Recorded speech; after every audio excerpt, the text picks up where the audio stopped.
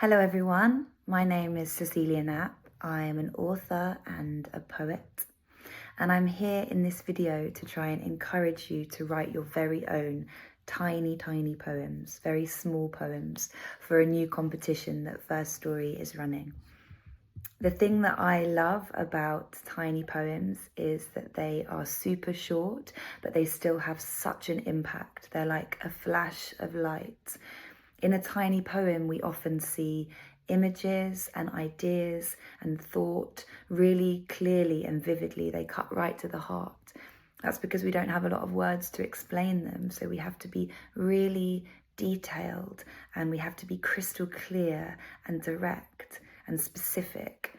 There's a simplicity to the language and the ideas as well, which can be really universal. One of my favourite examples of a tiny poem is In a Station of the Metro by Ezra Pound.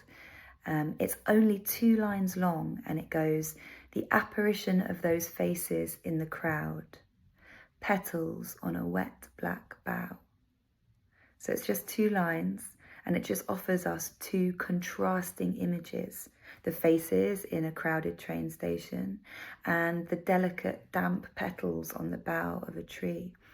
And the rest is kind of up to us, where we go in our minds when we hear those 2 lines and when we see those 2 images placed together. I also love this example from a previous First Story participant who is a Year 11 student from London. I'll read it to you now. "Will my love hold? Can broken women laugh under the sun? Together, each vivid face." So I think you'll see in that little example that each image is so beautiful and powerful. Each question is simple and direct, and it resonates with us because of that. There's not a lot of flowery description, it's just the essential bare bones of the image, and I think that's really gorgeous. I wanted to let you know that I've created a resource that will help you to write your very own tiny poems. It's got loads of different exercises, such as finding random words and phrases in books and using those to make tiny poems, cutting up your own words and reconfiguring them and making your own tiny poems like that, learning about haiku, which is a very tiny poem, 3 lines and 17 syllables only. So go to the resource, try it out yourself.